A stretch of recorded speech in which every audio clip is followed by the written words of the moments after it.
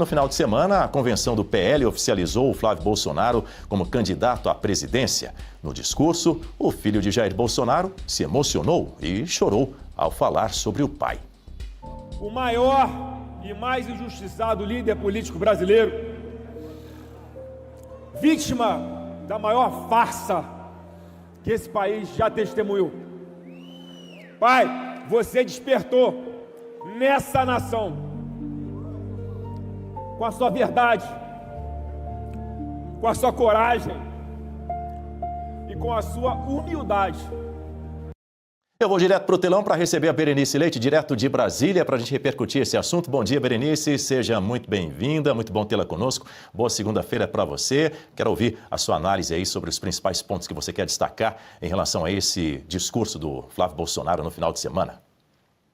Bom dia, Daniel. Sempre uma honra estar aqui com vocês, toda a equipe da Oeste, nossos colegas de bancada, já desejando aí estimas de melhoras para o professor Suano, né? Eu sei que o chat vai perguntar dele, está se recuperando aí de uma sinusite, mas já vai estar aqui conosco. Bom, tivemos esse evento, né, importante do PL Nacional, que chancelou, então, oficializando, melhor dizendo, então, a candidatura de Flávio Bolsonaro, indicado pelo ex-presidente Jair.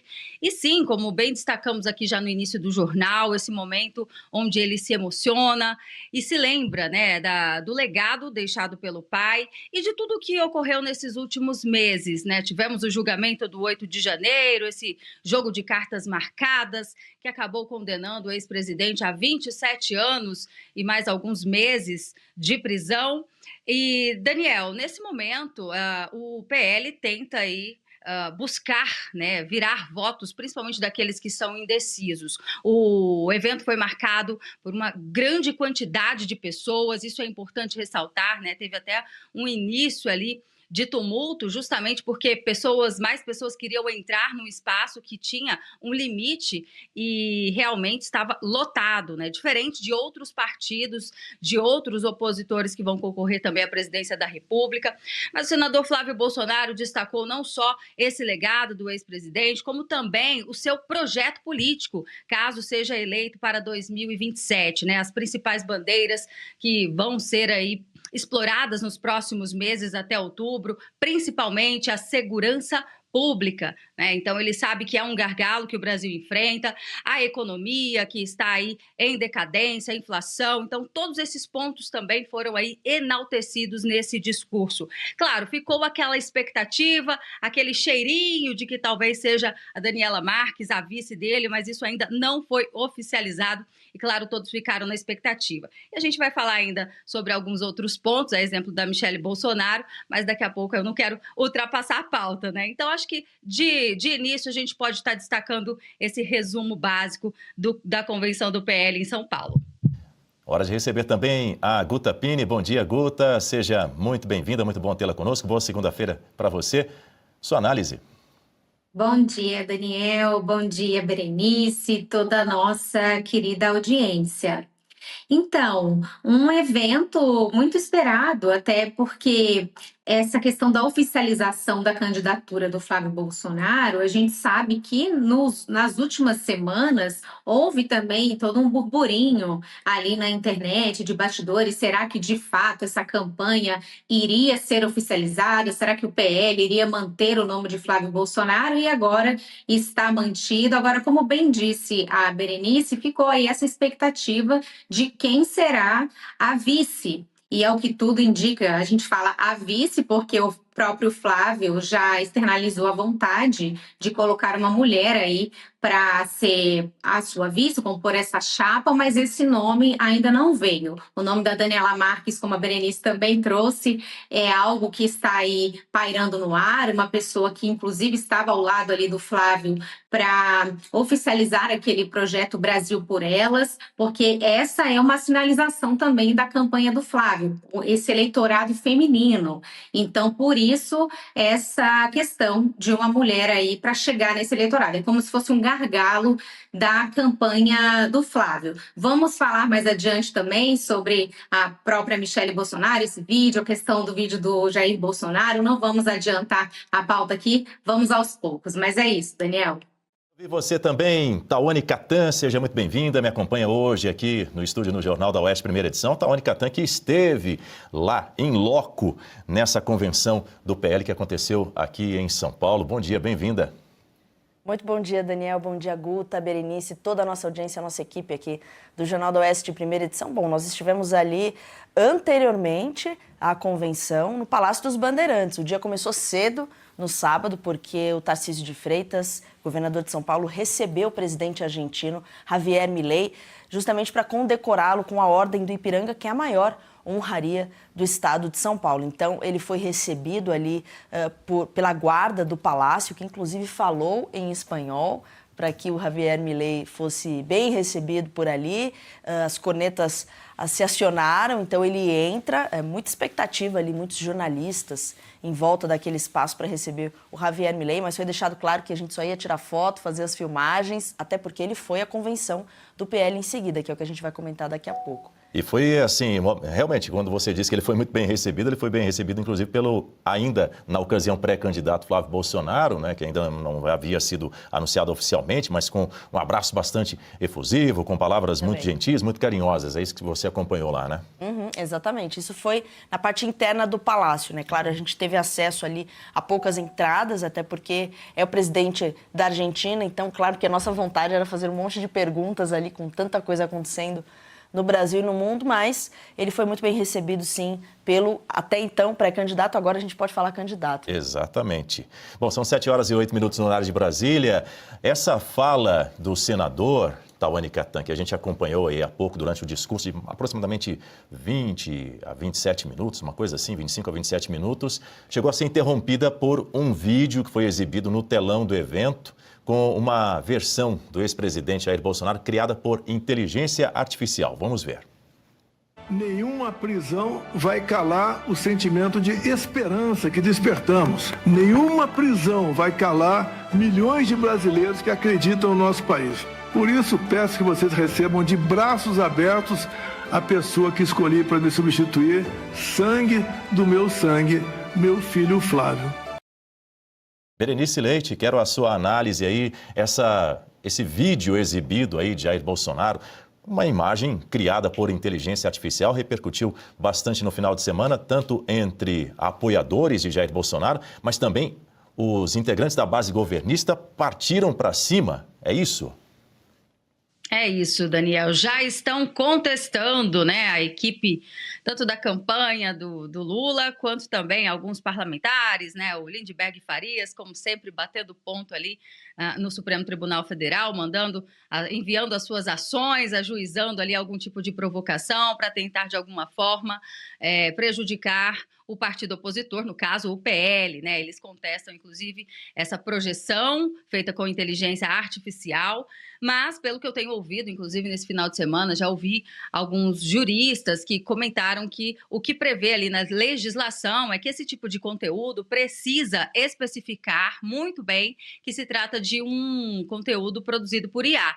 E isso ocorre, né, já no início do vídeo, sem contar que também a imagem do Jair, apesar de ser semelhante, né, você bate o olho e percebe que não se trata de uma imagem real, né? Eles acho que fizeram até questão de que a imagem não ficasse tão semelhante assim, para não haver nenhum tipo de dúvidas, mas já há aí um recurso, né, um pedido na justiça para tentar retirar esse vídeo que está circulando, independente de ter circulado ali no evento do PL, já está nas redes sociais também.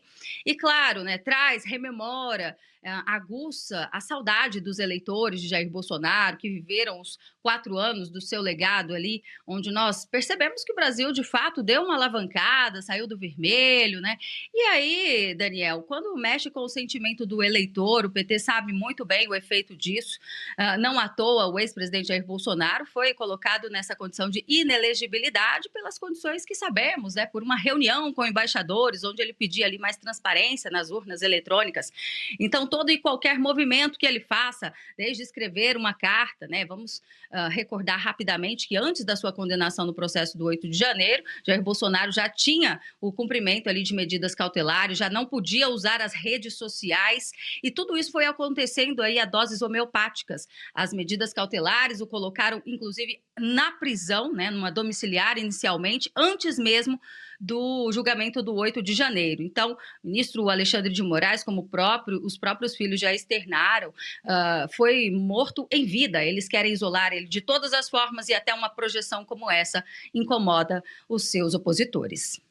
Guta, aproveitando aí o gancho do que disse a Berenice Leite, horas depois da exibição desse vídeo, a gente sabe que os parlamentares do PT, o Lindbergh Farias, enfim, outros mais, já pediram à PGR que investigue esse episódio, essa exibição aí do vídeo gerado por inteligência artificial do Jair Bolsonaro, sob a alegação de que o vídeo pode configurar propaganda eleitoral irregular e também de que o uso da IA buscou contornar as restrições ao presidente, as restrições impostas ao presidente, ao ex-presidente Jair Bolsonaro pela Justiça. Pergunto a você, conforme a lei eleitoral, tem alguma proibição para a exibição desse tipo de conteúdo num evento partidário, por exemplo? Olha, Dani, a grande pergunta também é: a legislação no Brasil, ela ainda vale alguma coisa quando se trata de personagem da direita, em especial Jair Bolsonaro? Porque, de fato, não existe nenhuma proibição para esse tipo de vídeo, inclusive num evento partidário, um evento privado. O que parece é que o PT, a esquerda, o sistema, como se fala, não quer apenas tornar o ex-presidente inelegível, quer torná-lo invisível de todas as formas. O que ele está proibido de fazer é se comunicar, até mesmo por carta. O próprio ministro deixou isso bem claro, ao restringir ainda mais as suas medidas cautelares, impedindo as visitas ali pelos próximos 30 dias, isso inclusive que impediu a visita do Javier Milei, impedir a visita dos próprios filhos, essa restrição toda, justamente para deixar muito claro que ele não pode mandar cartas, ele não pode passar recados, uma terceira pessoa não pode falar por ele, não é apenas ele aparecer. Agora, de forma alguma, um vídeo gravado por inteligência artificial, e esse vídeo ele obedece todas as regras que estão postas ali na resolução do TSE, que trata sobre a inteligência artificial. Já no início do vídeo, já se fala ali que é uma inteligência artificial, e ainda que não tivesse falado, né, tá muito claro ali que é uma inteligência artificial. Mas o fato é que há essa especificação, isso atende os requisitos legais. Agora, a hora que eu vi esse vídeo, já acredito até que todos nós, né, quando assistimos, na nossa audiência, quando assistiu o vídeo, a primeira coisa que pensou foi isso. Já vem o Lindbergh acionar a Procuradoria-Geral da República, o próprio STF diretamente, para tentar causar a inelegibilidade do Flávio ou alguma multa, tirar esse vídeo de circulação, porque esse é o modus operandi. Então, Dani, de fato, na legislação não tem nada que embase um pedido da esquerda em relação a esse vídeo. Mas, infelizmente, hoje no Brasil, dependendo do foco dessa argumentação, a lei vale ou a lei não vale. Então, a gente não sabe o que virá disso. É sempre uma caixinha de surpresas. Por exemplo, em relação a essa questão da carta, da comunicação do ex-presidente, quem que poderia imaginar que haveria um tratamento tão diferenciado e manifestamente diferenciado entre o tratamento com o presidente Lula, quando estava preso, e agora o ex-presidente Jair Bolsonaro? Vejam só, então é a mesma coisa, só que é um peso e duas medidas, a depender de quem é a pessoa que está ali no foco. Então, de fato, na legislação não tem nada que proíba, esse vídeo atendeu todos os requisitos legais, mas infelizmente o que virá da caneta lá do senhor Paulo Gonet, ou do ministro do Supremo, ou até mesmo do TSE, é sempre uma caixinha de surpresa quando se trata da família Bolsonaro. Bom, segundo ainda outros juristas, eu trago aqui uma informação, alguns juristas especialistas no assunto disseram também que essa responsabilização, a eventual responsabilização do Jair Bolsonaro, no caso, na questão da prisão domiciliar em que ele se encontra, vai depender se o Bolsonaro participou ou autorizou essa mensagem. É, pelo menos a opinião de alguns advogados criminalistas, né, a respeito desse vídeo aí que foi exibido no telão no último final de semana. E aí tem mais um ponto aqui dizendo o seguinte: o uso de imagem sintética, alguns desses especialistas juristas, enfim, advogados criminalistas dizem que o uso de uma imagem sintética não basta por si só para caracterizar o descumprimento das condições de prisão domiciliar. Portanto, tem que saber se o ex-presidente teria participado efetivamente ou, ao menos, consentido para que esse material fosse exibido aí de alguma forma. A exemplo daquela questão que aconteceu em relação à carta que o Flávio Bolsonaro divulgou, uma carta escrita à mão pelo Jair Bolsonaro recentemente, enfim, que levou o ministro Alexandre de Moraes, inclusive, a suspender por 90 dias as visitas do Flávio Bolsonaro ao pai, dizendo que o senador descumpriu ou fez com que o ex-presidente também descumprisse uma cautelar que proíbe o Bolsonaro de usar as redes sociais direta ou indiretamente. Diga, Berenice. Daniel, eu estava aqui te ouvindo, né, essa análise de alguns juristas e realmente parece absurdo? Parece, mas amarrando junto com o que a Guta disse, se tratando da família Bolsonaro, a gente pode esperar qualquer tipo de ineditismo ou criatividade, se é que a gente pode classificar assim. E, de fato, a gente, levando por esse lado do especialista que você destacou, né, quem teria escrito a mensagem que foi produzida por inteligência artificial? Se foi o Jair Bolsonaro, foi praticamente uma carta lida. Isso eu estou trabalhando na esfera da hipótese, né, gente, da criatividade, que a gente sabe que funciona muito bem em alguns gabinetes ali do STF. Então, assim, partindo desse pressuposto, se eles quiserem chegar em algum tipo de medida cautelar ou medida que venha a prejudicar as condições que o ex-presidente Jair Bolsonaro hoje tem, que seria essa prisão domiciliar, pode ter certeza que esse pode ser um caminho que leve, né, uma brecha, digamos assim, um caminho que leve o juiz de execução penal, ministro Alexandre de Moraes, a de alguma forma tentar prejudicar, acabar prejudicando por meio de alguma decisão, não só a campanha do Flávio, como também o ex-presidente, que precisa, né, dessa concessão até mesmo para poder cuidar da sua saúde. E nesse sentido, Daniel, nada é descartado. Vamos acompanhar agora, nessas próximas horas. Outro ponto que me chamou a atenção é que o deputado Lindbergh Farias, ao invés de recorrer ao Tribunal Superior Eleitoral, presidido hoje pelo Cássio Nunes Marques, ele acionou diretamente a Procuradoria-Geral da República. E já que a gente está falando de possíveis crimes eleitorais, por que ele recorreu a Paulo Gonet? Fica esse questionamento. Nesse mesmo discurso, Guta Pini, Berenice Leite e também a Tawane Catan, que me acompanha aqui no estúdio, Flávio Bolsonaro renovou as críticas ao Supremo Tribunal Federal. O candidato afirmou que o judiciário persegue adversários políticos e restringe a liberdade de expressão no país. E vou honrar também as centenas de famílias igualmente injustiçadas pelos abusos de parte do judiciário brasileiro, reconhecido mundialmente por calar e perseguir inocentes. A nossa luta, gente, também é por vocês. Queremos ouvir a sua análise, Guta Pini. Esse é mais um assunto, um tema que vai permear aí a campanha de Flávio Bolsonaro, justamente esse arbítrio do Supremo Tribunal Federal. Esse é um assunto que não ficou esquecido nessa convenção, até porque, veja, é uma pauta extremamente importante. O seu pai está preso dentro desse contexto, dentro dessa atuação do Supremo Tribunal Federal, que ficou exposta quando do julgamento do golpe, em especial na leitura do voto do ministro Luiz Fux, que expôs toda a injustiça, tudo aquilo sobre o qual não se sustenta, todas aquelas alegações, a denúncia do senhor Paulo Gonet e os votos anteriores que foram proferidos.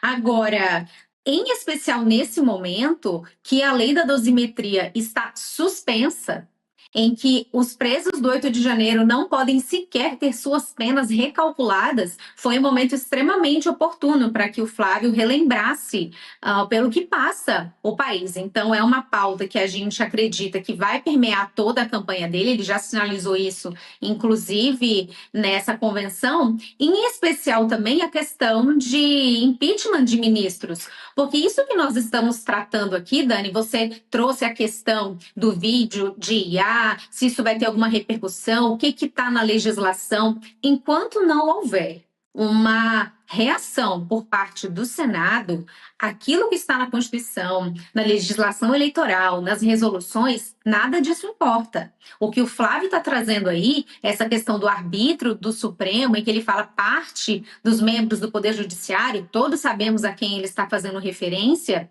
nada disso vai mudar se não houver uma reação forte e firme do Senado da República. Senão, serão notícias em cima de notícias, falando basicamente a mesma coisa, mudando apenas os personagens, mas nunca o lado, porque é sempre o lado da direita. E nós estamos falando aqui em especial de vidas.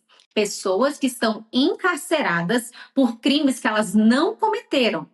Em momento algum se fala que as pessoas não devem responder por aqueles crimes de menor potencial ofensivo, depredação do patrimônio público, invasão de prédio público, isso é uma coisa. Agora, o que houve depois do 8 de janeiro, esse julgamento completamente arbitrário, ao arrepio da Constituição e das leis do nosso país, isso precisa ser enfrentado. Agora, sem uma reação do Senado, vai ficar muito difícil mudar esse cenário.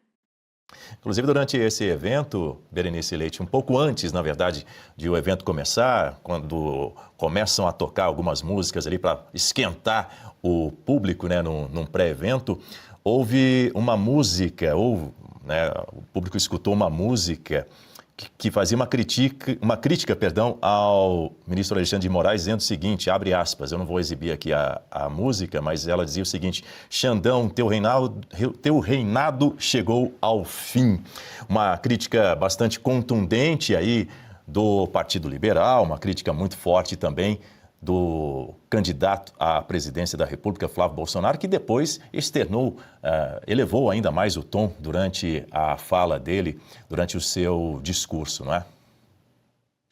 É verdade, Daniel. Essa tem se tornado aí uma das principais bandeiras do senador Flávio Bolsonaro, onde ele também agrega não só essa questão do impeachment de ministros do STF para que sejam avaliados pelo Senado. O PL tem feito essa campanha, inclusive nos diretórios estaduais, para que os eleitores nos estados escolham, né, candidatos ao Senado que tenham como principal ali promessa, e que seja, claro, cumprida, a coragem de votar impeachments de ministros do STF. E vinculado a isso também, o senador Flávio sempre repete por onde passa ali, né? Agora acredito que ainda mais, agora que realmente oficializou essa campanha, a questão de subir a rampa, né? E que o pai dele passe essa faixa para ele. Claro que a gente sabe que dia 1º de janeiro de 2027, ocorrendo uma mudança, uma alternância no poder, mesmo assim não haveria tempo hábil para que isso acontecesse, né? Mas é claro que o senador Flávio,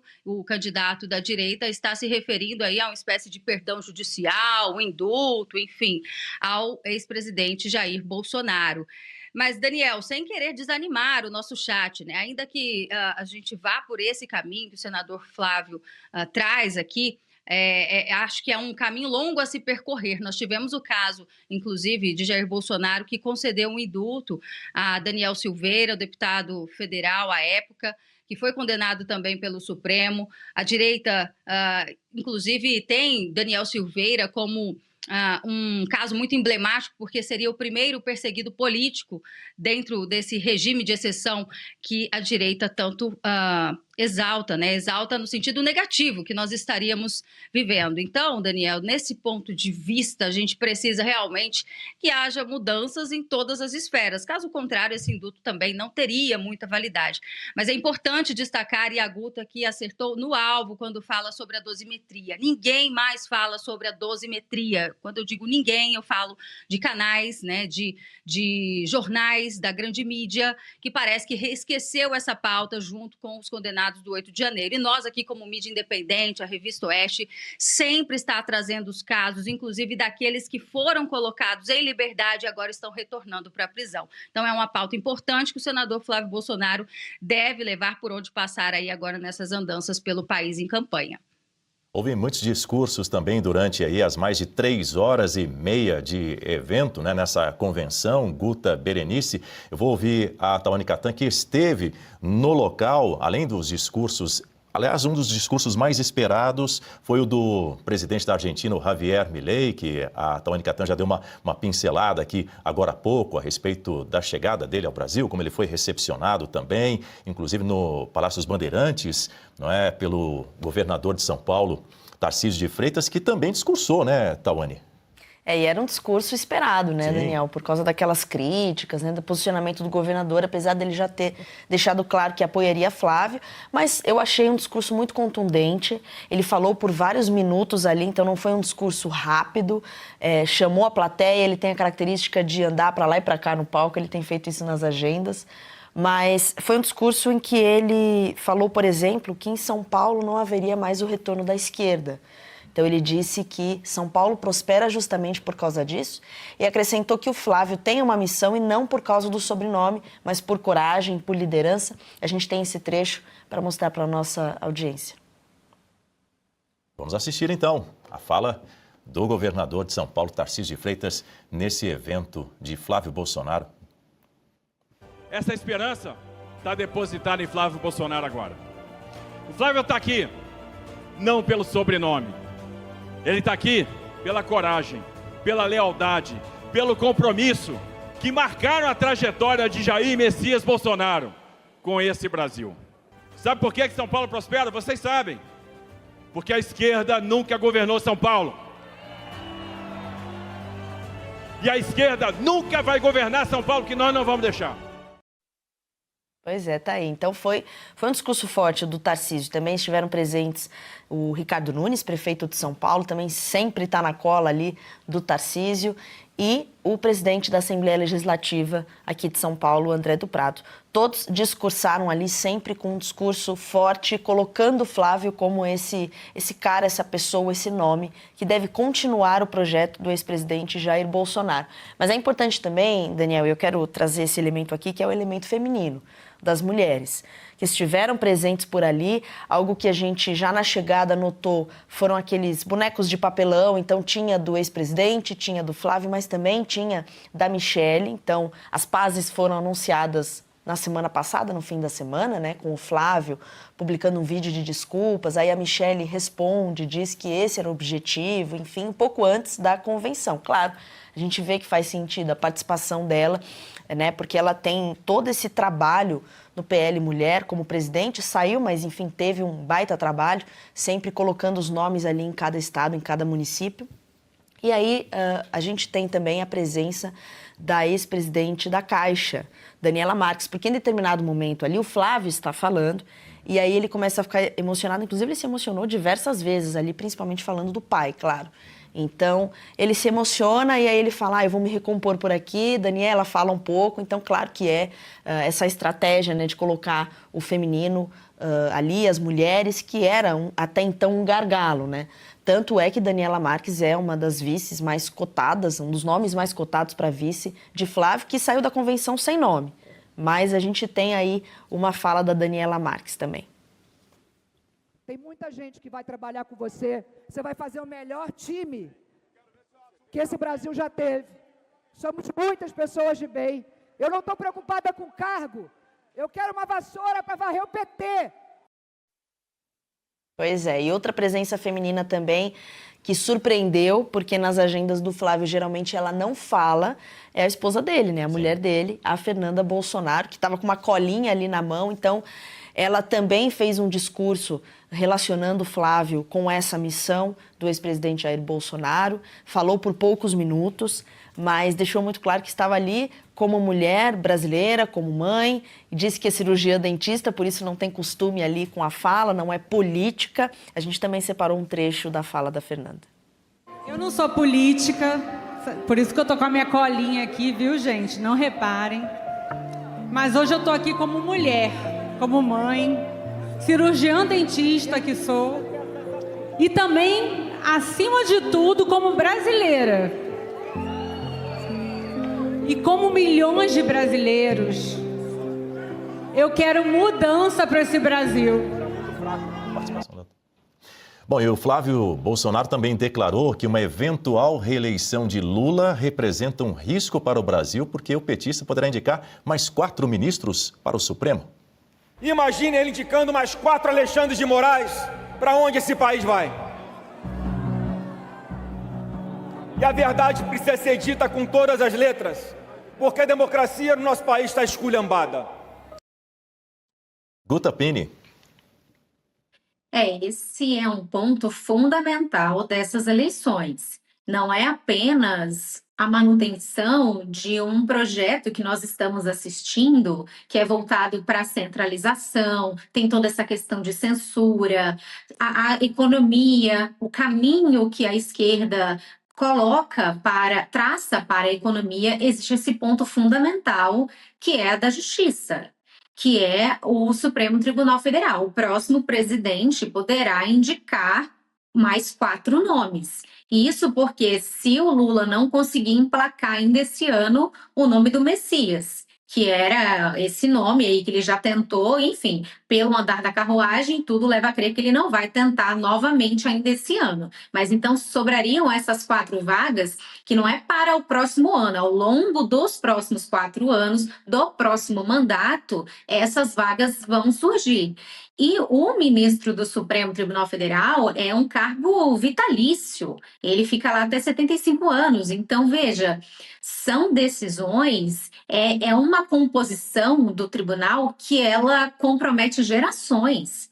Em especial, com esse formato, esse direcionamento que o Supremo tomou nos últimos anos de fato, interferir na política, nos rumos políticos do país. Não tem sido apenas uma corte constitucional. O próprio ministro Luiz Roberto Barroso chegou a expressar isso.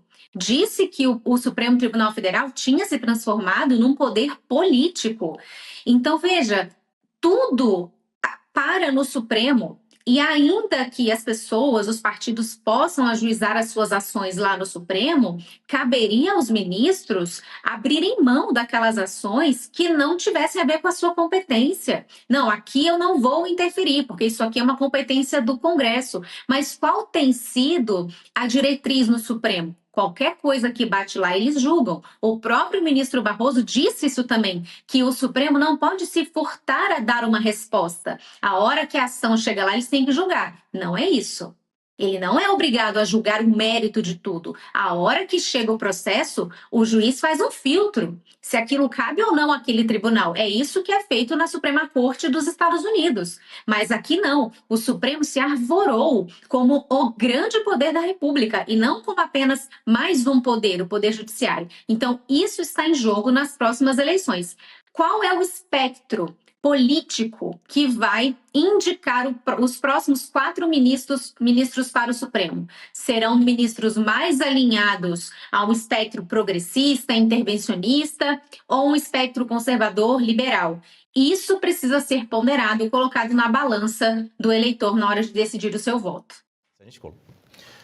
Bom, e a Michele Bolsonaro, Berenice Leite, gravou um vídeo, né, para a convenção do PL, depois de encerrar aquele rompimento com o Flávio Bolsonaro. Ela apareceu nas imagens, num vídeo ali de uns 4 minutos, não é? A Tawane Catan, que me acompanha aqui no estúdio, declarando o apoio, enfim, à candidatura do Flávio Bolsonaro, inclusive fazendo um apelo por união da direita. Vamos ouvi-la primeiro. Nenhuma dificuldade é maior do que a nossa coragem. Vivemos uma guerra de ideias e de narrativas que também tem uma dimensão espiritual. Já vencemos algumas batalhas e também enfrentamos derrotas, mas não desistiremos, não recuaremos, porque Deus está conosco. Flávio, que Deus abençoe e proteja a sua candidatura, que Ele te dê sabedoria, coragem e força a você e a sua família para cumprir esta missão com a lealdade e a verdade que o nosso povo merece. Vimos ali, né, Berenice, a empolgação do presidente do Partido Liberal, Valdemar Costa Neto, à medida que a Michele Bolsonaro falava nesse vídeo de 4 minutos. Pergunto a você, esse vídeo exibido no sábado durante a convenção, ele consolida a pacificação, vamos dizer assim, que aconteceu na semana passada? A gente sabe que os aliados de Jair Bolsonaro e também do Flávio Bolsonaro comemoraram bastante aquele vídeo de desculpas do Flávio à Michele e a resposta dela. Com certeza, Daniel, a pacificação foi consolidada, já é o segundo vídeo em que a Michelle Bolsonaro manifesta que realmente entrou de cabeça nessa campanha e que está apoiando, sim, né, o enteado, o Flávio Bolsonaro, mas é claro que os bolsonaristas querem mais, eles querem ver Michelle e Flávio no mesmo palco, e isso quase aconteceu no final de semana. Na sexta-feira ainda, nós demos um bastidor aqui, porque o PL, ele chegou a reservar uma aeronave na sexta-feira e disponibilizou para a ex-primeira-dama, porque consideravam e consideram, né, imprescindível a participação dela no palco ali, no palanque, junto com o senador Flávio Bolsonaro, até porque ela agrega muito, tem o capital político das mulheres, dos evangélicos, e essa reconciliação, né, parece que volta, assim, aquele sentimento de unidade, né, assim como a gente percebe que quando acontece uma crise, parece que se fosse um casal voltaria com mais força, é isso que o PL agora aposta, nessa força que venha com tudo mesmo na junção aí, nessa unidade, nessa pacificação. No entanto, a Michelle acabou declinando, disse que não teria como participar mesmo, porque ela é a única pessoa que está ali aos cuidados do ex-presidente Jair Bolsonaro e que realmente, né, se a gente for puxar aqui o histórico, ela chegou a pedir que o irmão, né, o irmão da Michelle, no caso, pudesse ser uma espécie de cuidador ali. No entanto, o ministro Alexandre de Moraes, autoproclamado, né, juiz de execução penal, não autorizou e realmente ela é a única pessoa. Então, ela não se sentiu confortável, segura em deixar o ex-presidente sozinho e mandou o vídeo, né, muito bem construído. Agora, certamente nós teremos eventos aqui no Distrito Federal e aí a distância não será um problema. Então, acredito que seja só uma questão de tempo. E toda vez que os dois estiverem juntos no palanque, isso vai ser motivo, né, claro, de exaltação dos eleitores e até daqueles indecisos, porque a gente sabe que no Brasil o que decide, né, as eleições é o eleitor médio, geralmente aquele que não acompanha a política, mas acompanha esse tipo de situação. É bem verdade, inclusive, que o vídeo em que ela fez ali em duas partes, até quase 30 minutos, onde ela expôs tudo que não estava satisfeita, não só com o partido, quanto também com o enteado, Flávio Bolsonaro, isso repercutiu muito até para quem não acompanhava a política, mas a reconciliação também. Então, agora é a hora do PL usar isso de forma muito estratégica para puxar mais votos e tentar vencer as eleições. E se você pudesse ter acesso aos bastidores do Sem Filtro e conversar direto com os comentaristas e âncoras da Oeste? Agora, isso é possível com o Clube de Membros do nosso canal no YouTube. O clube foi criado para quem quer dar um passo além e fazer parte de uma comunidade exclusiva. São 3 níveis de assinatura, pensados para aproximar você da nossa equipe. No plano apoiador, você ganha destaque no chat, figurinhas personalizadas e acesso a publicações exclusivas na comunidade do canal. Quer estar ainda mais perto da Oeste? Nos níveis Engajado e VIP, nós liberamos acesso às lives fechadas com nossos apresentadores e comentaristas, nas modalidades mensal ou semanal. Você também participa de sorteios de livros e produtos da Oeste, além de acesso antecipado a vídeos e a uma visão direta dos bastidores do programa Oeste Sem Filtro. Faça parte do nosso clube de membros e tenha acesso a lives exclusivas comigo e com todo o time da Oeste. Se você acredita na importância de um jornalismo livre, independente e comprometido com os fatos, clique agora no botão Seja Membro e conheça todos os detalhes e vantagens de cada plano.